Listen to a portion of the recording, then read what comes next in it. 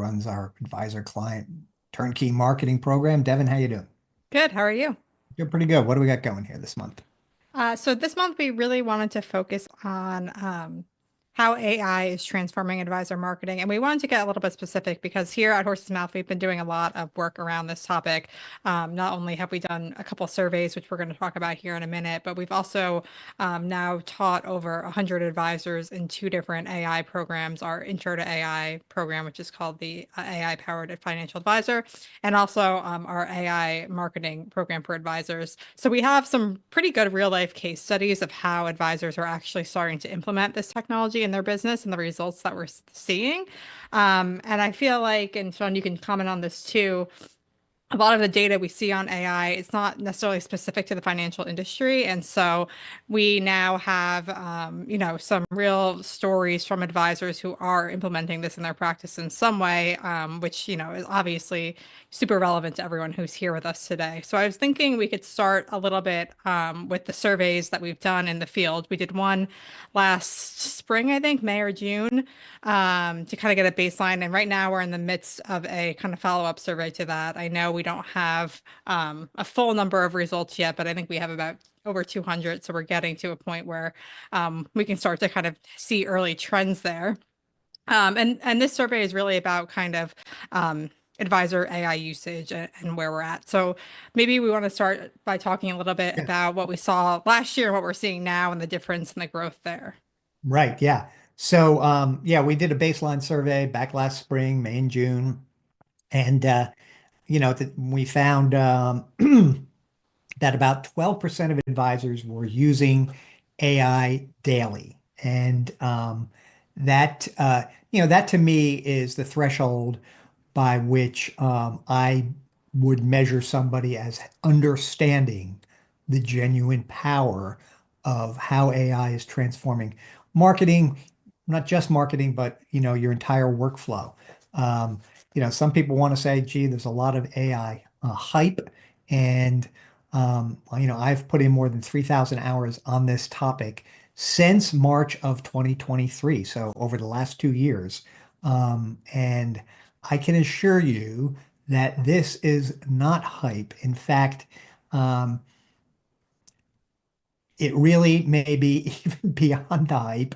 I was seeing things even just this last weekend where there is a new AI platform coming out of China where it is genuinely what they call agentic, meaning that you can literally set up a virtual assistant who has full control over a browser. You put the assistant on a computer, has full control over the browser, and can go out and do all sorts of things for you. While you remain being, the human in the loop. You're really, we talk about human in the loop when we talk about AI and advisors, meaning you're responsible. You learn to use these tools, and then you release what they can help you out hugely. You still need to edit, double check, fact check, and then, release them in any manner because, it could be a letter, marketing copy, problem solving, all sorts of different things.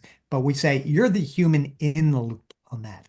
But now the cutting edge stuff, which is, quite beyond the kinds of things that we cover in our programs, uh, they're going to be referring to being the human on the loop, meaning you are empowering. This is what's coming, agentic computers, where you are empowering them to go out and do stuff for you. Um, but like, for instance, they'll be able to shop and do stuff for you, but they'll signal to you that they're about to buy. And so before they click the buy button or reservation on the plane or whatever the case may be, you're still being signaled to come back in and approve it. That's human on the loop. Someday they say human outside of the loop, where these things are 100% totally acting on their own and are just, checking in with you from time to time. I know this all sounds totally crazy, right? But that's what's going on. And, so we are all about recognizing, over the last 2 years, I've been obsessed with, all right, how is this stuff really going to change the world of a financial advisors? We all went through 10 years ago, oh, robo advisors are coming. And it was like, no, didn't really happen. But now here we are 10 or more years later, and in many respects, in some areas, we are on the verge of going back to this notion of robo-advisors. And the point is that not that they're going to overtake you, but that you can have, they can work for you. And so what we're all about now is trying to position and transition advisors to understanding that we're in the middle of a major, historical transition, and these hugely powerful artificial intelligence um, robots are coming, and we need to know how to communicate with them. We need to know how to get them to do what we want to do. We need to understand, the various kinds of frameworks for thinking about this stuff.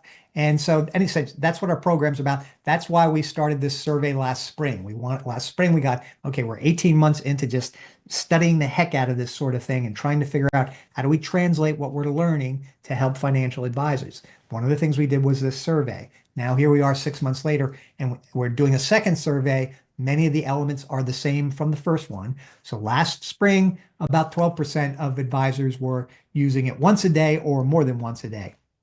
Now we have 26% of advisors that are using AI once a day or more. And as I was saying, that's my baseline. If you're using AI once or twice a week, once a month, or whatever, it just means to me that you haven't yet made the proper connections to understanding how to leverage this very powerful technology and leverage it into your workflow. So that is, one of the key results, I think, from the survey that we're seeing. It's not statistically relevant yet. It's 245 people. The one from last summer was 500, so we're about halfway there. But I've seen enough of these surveys over the years that, things will kind of change a little bit. But we're basically seeing a doubling of the uptake. But Devin, we still have, right now, I'm looking at 27% have never used any sort of AI tool. And then we have 20% more saying a few times per month or once per month or less. So that's 20. So we still have 46. And then we still have more than 50% of advisors that are basically not using it at all. And we have 20% of advisors are using it a few times a week. So they're moving in the right direction. And then 26% are incorporating it into your business. So I'll stop for a second there, Devin, and see what else we can talk about here at the early Yeah, market. yeah. I thought that was interesting too, that 20, almost 50%, barely using it. And the last question we ask on the survey is how confident you are in your ability to use the AI tools. And looking quickly at these here, I would say that the majority of advisors rate themselves either as neutral, somewhat unconfident, or very unconfident. And I think that probably plays into, why we're seeing still such a slow adoption rate. And I'm wondering if you have any thoughts on, the confidence level, or advisors who are not feeling confident, like how should they get started with experimenting around with that, and then we Right. can kind of get into the specific marketing stuff that we want to talk about Yeah, here. right. So, we have done, we're in our fourth flight of advisors that we're training with our Intro to AI program. This is where you really learn how to start properly communicating with your AI model of choice. We use ChatGPT. There are others, and it's super important for any advisor, any really professional knowledge worker to really have, some understanding of exactly how to leverage these very powerful tools. And so that's why we've created this program. Ethan Mollick, from professor from the Wharton School, University of Pennsylvania, has said that everybody needs about 8 to 10 hours of training using these tools in order to get over the hump and realize, oh my gosh, this thing can really help me across many fronts. So we're doing that. We've got that program going. And then we're starting an AI marketing for advisors program the first week of April. I think, what is that, April 3rd, maybe Yep. the first class. That'll be the second time we've done that class. We just started it, in the beginning of January, right, Devin? Yep. Yeah. 5-week program. Everybody really loved it.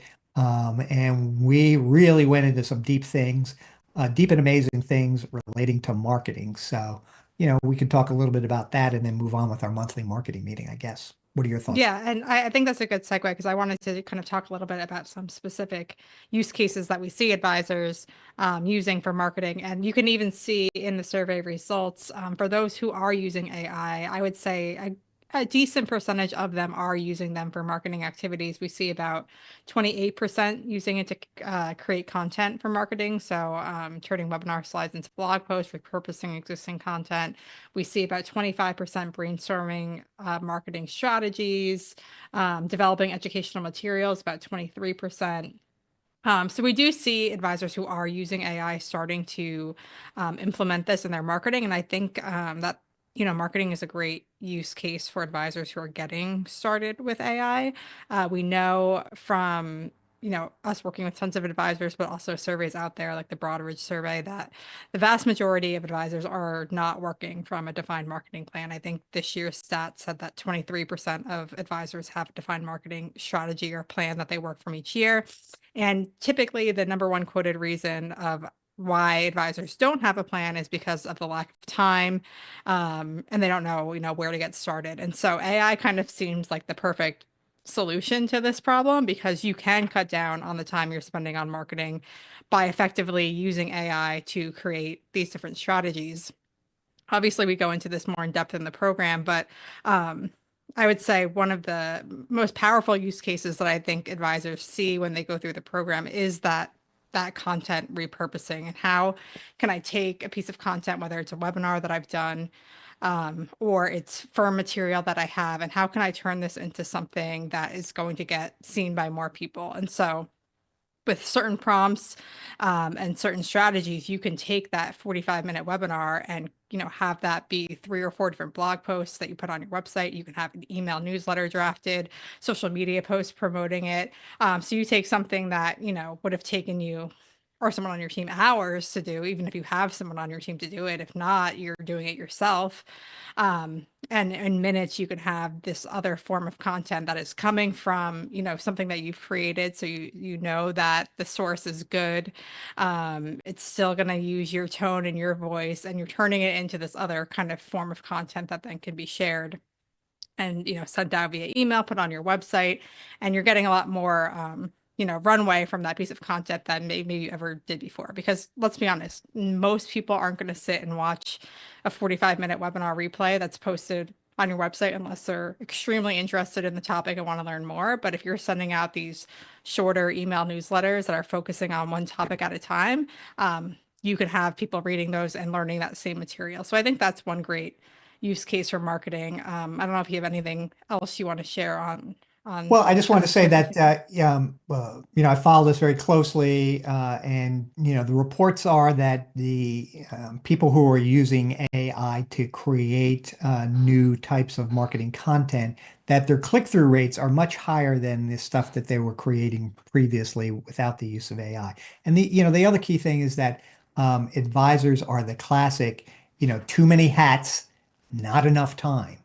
And marketing has been a key thing that has suffered for advisors over the years. It's been viewed as a chore for many for good reasons.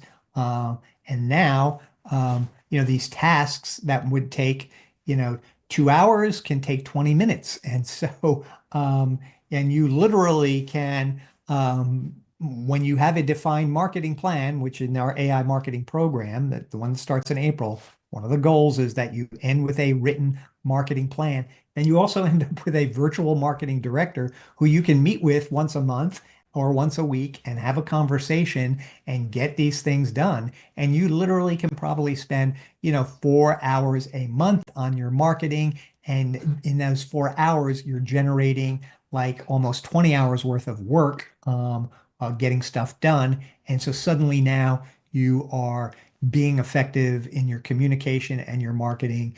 And, assuming that's where you're going, that you want to, build your business, or you want to do a better job of communicating with your clients by using these AI tools, you can do things that you never ever could have imagined before. So, maybe we should leave it with that for the Yeah, time. if I can tell one quick Yeah, story, just because sure, sure. it happened today. I was meeting with a master member. I know we have some master members on here with us right now, and he follows our marketing calendar, which we'll get into in the next segment, to a T. I mean, that is how he runs his business. Whatever we say to send out, he sends out. Whatever presentations we recommend, that's what he does. And he was telling me how he has been using ChatGPT to um, come up with some of the marketing emails that they send out for the webinars that they do from us each month. Because while we have, a couple invitations for our events, they typically send out 4 emails promoting the event. And he said that he's been using ChatGPT to come up with those. And this webinar that he's doing this month upcoming, just from those, all they did was email marketing for these. They do in-person events too with direct mail, but this was just email marketing. They have, I think he said, 50 people signed up for this webinar. And he said, this would have taken me, you know, so much, someone on my team or me time to write all these different email invitations, and they wouldn't have been as good. And instead, each month they're just going in there, prompting ChatGPT to come up with these different email invitations, loading them into their email system, sending them out, and that's it. And so I bring that up because, there are ways, even if you have a marketing plan or you're following our marketing calendar, you can kind of complement that with ChatGPT or whatever large language model you want to use to enhance it and bring it to the next level and save you or someone on your team all that time. So just a little story there that I heard earlier that I thought was, just a powerful example of how you can do something really, it seems really simple, but, you think about the time that you would have had to spend to do that. It's a time saver and it's something you don't have to think about anymore. Yeah, the other thing I like to emphasize relating to this is it is the time savings, but also um, you are getting expert level assistance with your work. Um, and it's simply no doubt, and I've seen it, this is really powerful stuff. It's the kinds of things that you would pay a marketing consultant thousands of dollars to write this email series, or whatever the case may be. It would take you a long time. You'd have to have a meeting with the consultant. The consultant would come back with some good stuff, but it would be over a course of 2 or 3 weeks, a month, whatever. And so there's actually a real, not only are you saving time, the quality is really good. And there is a dollar value associated with that quality that I think is sort of sometimes missed or underappreciated. So, I would make that point as well. Yeah, I think that's totally true. Um, I guess now we can kind of segue into our second part of our marketing meeting. And in this part of the marketing meeting, we'd like to talk about your marketing actions for the next 60 days. So we're going to focus on what we recommend you doing in March and what we recommend you doing in April. Each month, part of our calendar is around a theme. So the theme for March is taxes, obviously, as we get prepped for tax day in April. So I'm going to quickly share my screen here just so I can show you the um, reprint for this month, which is 5 tax gotchas in retirement. This is written by Debbie Taylor. And this is a great piece that is good to send out to clients who are thinking about retirement or maybe in their early stages of retirement as they think about, how the tax rules are going to change now that they're in this new phase of life, things to avoid. It goes, through RMDs, the widow penalty, IRA inheritance. There's a lot of different topics it covers here. So this is a great kind of reprint to send out again to everyone on your list, but specifically those who are looking to retire or maybe have retired in the past few years, because we know that taxes, as people enter the stage of retirement, can really throw people for a loop. They don't know what to expect and they're totally unprepared when it comes to it. So this kind of lays out some very basic groundwork, enough where they say, you know what, yeah, I do need to have a meeting with you to talk about this because I want to make sure I don't make any of these really costly and expensive mistakes. Yeah, that's good. And, there are some big tax opportunities happening right now with the significant market pullbacks we're seeing. I know Debbie Taylor's working on some stuff relating to that. If you followed her closely, you know that you may, now may be a good time to get clients to do Roth conversions or to go ahead and fund a Roth or whatever the case may be. get more money back into the market. There's a lot of good opportunities this month because of this market pullback. Not just because March is the month of taxes, but there's some great, great tax opportunities. So keep your eyes peeled for that as well. And so what the other item is the 2025 tax briefing, Devin. Um, that's the webinar, right? Right. So that's the webinar for the month. This is a part of our advisor client program. So if you go to the calendar, you'll be able to click on it and pull it up. But basically, it kind of just goes through some of the tax basics for the year. So tax brackets people need to be aware of. And this is for, next year's filing. So you're not going to be talking about the taxes Right. that people are filing right now, but you're kind of prepping them for next year to start to think about that. But it goes through kind of, the different tax brackets, some different strategies. It's not overly technical, but I think it's a good presentation to kind of introduce people to what they're going to be thinking about for the next tax season. And again, just put you out there as a resource, because they may have just gone through tax filing with their CPA. They might realize now that they have some questions or they want you guys to work together. This is a great way to just position yourself as kind of a supporting additional resource in the tax planning process, because we know that often, CPAs are going in and filing the taxes and doing all of that, but a lot of your planning strategies and, things that you bring up to the clients can help them with their overall kind of tax picture. And it's, helpful for you to, be out there educating clients and prospects on those different areas so they know how you can help them in that process. Yeah, that's for sure. That's a good one. And okay, so that's March. What do we have coming up in April? April is the theme is Social Security. Let me pull this up again. And we have, I believe April is National Social Security Month. And so we tend to try to make our themes match any sort of events going on, because people are going to be reading or hearing about these kind of things in the news. So if you can kind of come in with your resources, that's always, you're a voice of clarity. And sometimes when there's a lot of news going on around it. So the reprint for April is Switching Benefits. This was written by Elaine Floyd, who leads our Social Security program. And this is about what happens if you're entitled to more than one benefit. I sit in on Elaine's Social Security workshops, and there's always someone in the group who they themselves or a family member, is entitled to a different benefit. They don't even know until they've gone through this program. And then, they're all of a sudden, getting much more money per month from their benefit because they switched to a survivor benefit or something like that. So, this is something that a lot of the general public doesn't know about. They don't understand that they're entitled to more than one benefit or when that, switch can happen. So this reprint kind of walks you through, clients through the process, when it makes sense, when it doesn't make sense. So it's also a very informative reprint written by Elaine. And it kind of just goes over the different kinds of benefits and when, again, you might be entitled to switch to a higher benefit, or when it makes sense for you to, keep your benefit and then, switch later on. So this is a great reprint that is for the month of April. We also have the key planning and investment deadline spring postcard.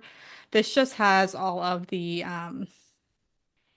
key dates that people need to know. It starts for April. So, if you want to send this out, you probably want to download it now and get it ready to go. But, things like the tax deadlines, any kind of general holidays are included there as well. It goes through April, May, and June. It'll be personalized with your information. So just another thing to keep your eye on. And then webinar wise, we have obviously our Savvy Social Security Planning for CPAs presentations here for our AC members, and then our master members also, you have access to the Social Security for Boomers presentation as well. So that might be something you want to focus on for the month of April. And that brings us to the end of the calendar. Stop sharing here so we can go back to that. And lastly, we kind of close out our meeting with some member questions that have come in. So we have a couple here that we can talk about. The first one is, how can I use storytelling effectively in my marketing to build trust with potential clients? I have an Yeah. answer. Sean, if you have an answer, you can go first. Or No, you can go with that one first. I'll do the second. sure, sure. I think storytelling is a great thing to implement in your marketing, especially if you want to, stand out and have people remember you and what you do. And so I think a lot of times, when you're going through even something like one of our presentations, if you're giving a presentation, you can add so much character to it by implementing client stories into that presentation. There's a book called The Compelling Communicator, which we've all read here at Horse's Mouth. You've probably heard us talk about it a million times. It influences how we design our presentations that you guys use now. But one of the things in that book is that people remember stories way better than they ever remember stats and data and things like that. You could give a fantastic presentation on taxes and retirement and know every single tax stat that's out there. But when people walk away from that presentation, they're not going to remember all the different tax brackets and their percentages and all the different strategies you talked about. But if you go in there and you kind of implement these stories where you helped a client, avoid this huge tax situation by some simple planning, or you made sure that their kids' inheritance wasn't ruined because of a stupid mistake that they made. Those are the things that people are going to remember when they walk away from that presentation. They're not going to remember, their tax bracket or what tax bracket they're in, or what the range is. They're going to remember those stories, and that's what's going to compel people to act because they can see themselves in that position and see themselves as that client. And that's kind of the most effective thing you can do. So whenever you can, we want to implement storytelling into your marketing, whether that's, again, in your presentations that you're doing, kind of a prospecting role, any sort of kind of marketing communications you're sending out. If you can implement, how you help someone, that's always great too. Now, obviously, with the SEC rule that came out a few years ago, you can include, what are called testimonials in your marketing as well. I know some firms are faster with that than others. But if you're in a firm that says, we're not ready to fully roll out testimonials, I think you can use stories as kind of a way around that because you don't have to use names. You don't have to identify them.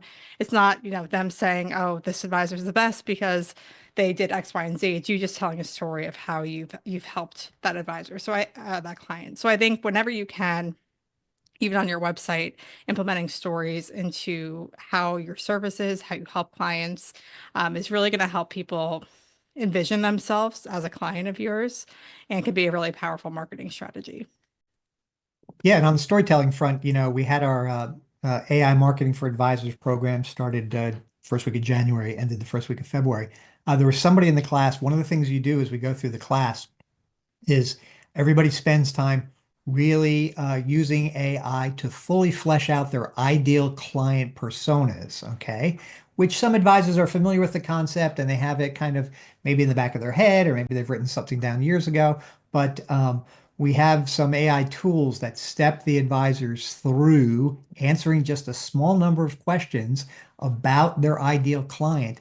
And then these sort of richer personas are developed that have the unique characteristics and challenges and insights and desires and emotions and feelings of the type of client that is the one you've been successful with in the past and the one you want more of in the future. And when somebody in the class did that, they took, because they were prompted by the AI to go a step further. And the AI suggested, okay, well, now we have these ideal client personas. Would you like me to create a case study of how you have worked with this type of client? And the advisor said, oh, okay, well, yes. And then the model created this case study that was storyline driven. And then the advisor was like, wow, I've got a client coming in tomorrow. I'm going to ask the AI to help me draft an email to that prospect coming in. Let me draft an email based on the case study, based on the persona. Now, draft an email that explains to the client how I work with people who are similar to his demographic. And he was blown away by the quality of the email that came back to him, and he ended up sharing it and had a very successful meeting. So that the storytelling thing is really great, and these AI tools, because they have been trained on so much data, including a lot of, a lot of stories. They understand how to really create very powerful testimonials in essence, right? A testimonial is really a story. You craft we work, in our own marketing here at Horse's Mouth, we create testimonials, and we usually do it by, finding an advisor who is had a success, and we generally ask them, okay, before you had the success, what was going on in your business? What were you struggling with? And then they answer, hey, I couldn't, da da da da da, I was having a difficulty doing this. Then we said, okay, now you've been in this program. What are three things that you like about the program? And they answer three things they like. Anything you'd like to change about the program, they answer that. And then we have this data put together, and you can really kind of knit together a very powerful mini story. Testimonials should be a mini story. They shouldn't be something saying like, George is the greatest, financial advisor in the world. No, that's not a good testimonial. It's like, I came to George's office because, I really didn't have any strong thinking on what a retirement income plan would look like. Then my wife and I met with George. We had a couple of great meetings. He pointed out some things we had never thought of. We collaborated together, and within a month of working with George, we then had a very successful retirement income plan. We really feel like we're enthusiastic about going into retirement and wanting to live, the full life and feeling like we're safe and secure and we've made smart and responsible decisions. And so, boom, there you've got a story. Okay, that is it. That's a powerful testimonial. So anyway, stories, testimonials, critical part of marketing for sure. And yes, I'm saying you can use AI with them too, of course. So there you go. Yeah, I think that's great. And then our second question was, how can I use AI to streamline my prospecting efforts and make outreach more effective? Yeah, so this ideal client persona thing is one, a key aspect of when you are able to when you're using AI to create marketing content. One of the things it needs to do a successful job is to know the context, okay? The context of what is going on in your business right now. And so while you're creating some great marketing content with the AI model, you can explain to it and even give it the full examples of ideal client personas or ideal client profiles, and you can um, uh, have that as part of the background that the AI model has when it then is crafting a particular prospecting strategy for you.